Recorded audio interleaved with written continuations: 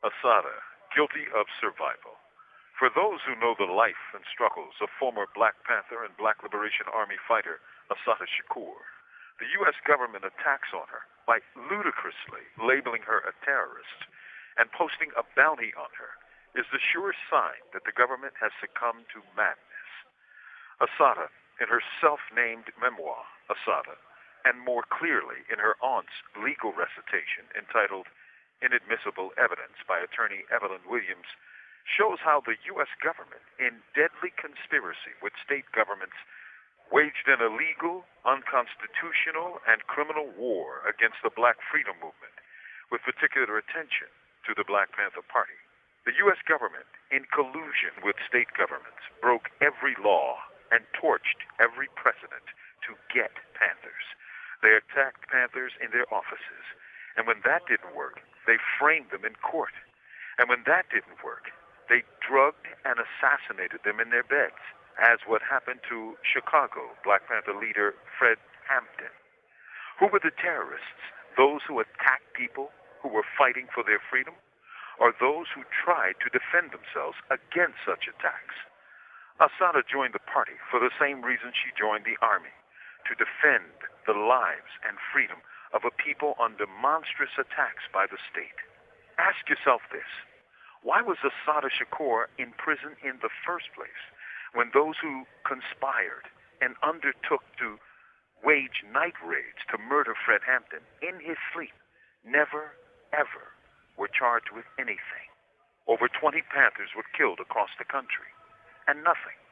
Assata was targeted because she was a bright and beautiful symbol of the Black Freedom Movement. She was ambushed, arrested, and shot to stop that movement. And that's why she is attacked still.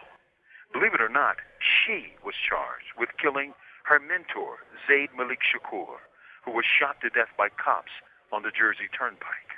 That Black politicians signed on to this slander is a sign of the rottenness of Black political classes today. Meanwhile, the Black poor today endure conditions that would have been unthinkable in the 60s and 70s. Yet in their targeting, their repression, their mass incarceration, their daily humiliations, their hell, the Black politicians are silent. Black homeowners lost more wealth in the past 7 years to racially targeted foreclosures than at any time since Reconstruction, and Black politicians, paid by the same hands that pick Black pockets, are silent on solutions. Since the very foundation of America, Black people and Indians have been the primary targets of terrorism. They have trouble driving while Black, shopping while Black, schooling while Black, and even walking while Black. And the Black political class has neither solution nor voice. Be honest. What people in America are more in need of an army to defend and protect them than Blacks? Assata should never have been targeted. Instead, she should get a Nobel Prize.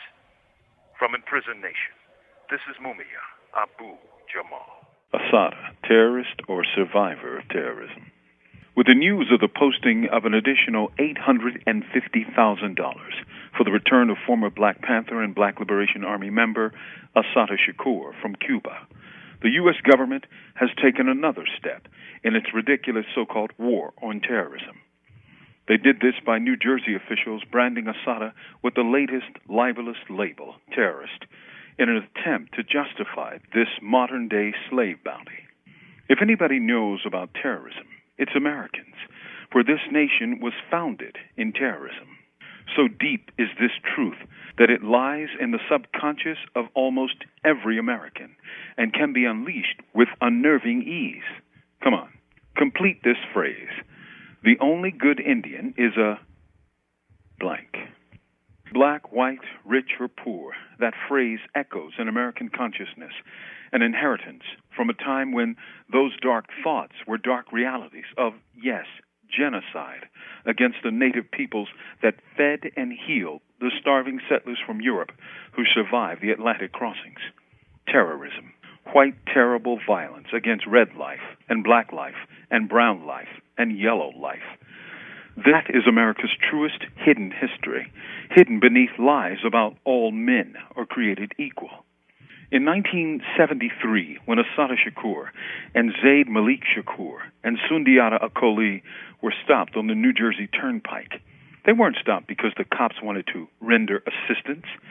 This was a car stop for the unwritten crime of driving while black before we developed the term, and the cops tried to kill every Black Panther in that car for this unwritten crime.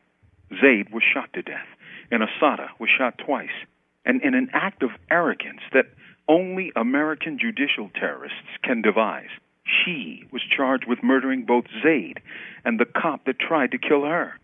Assata went through a devil's brew of show trials in several states, best summed up in a book by her lawyer aunt, Evelyn Williams, titled Inadmissible Evidence. These were trials that seemed more fitting for Mississippi than Middlesex County, New Jersey, or Manhattan Borough, New York. But no matter where that happened, they featured all-white juries and ambitious judges who didn't even pretend to be fair and unbiased arbiters. Even despite these obvious obstructions, she was acquitted.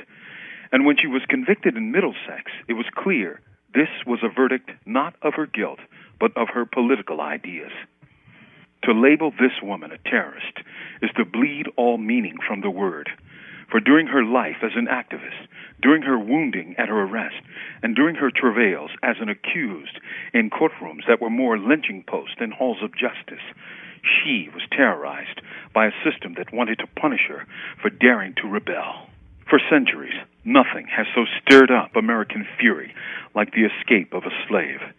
That ain't just distant history. For daring to slip her bonds and escape from brutal and unjust bondage, the empire now labels her a terrorist. That's because to them, nothing is more terrifying than resistance to their imperial will. As for terrorists, if they really want to find some, it shouldn't be too hard to find them. Just check the White House. From Death Row, this is Mumia Abu-Jamal. These commentaries are produced by Noelle Hanrahan for Prison Radio.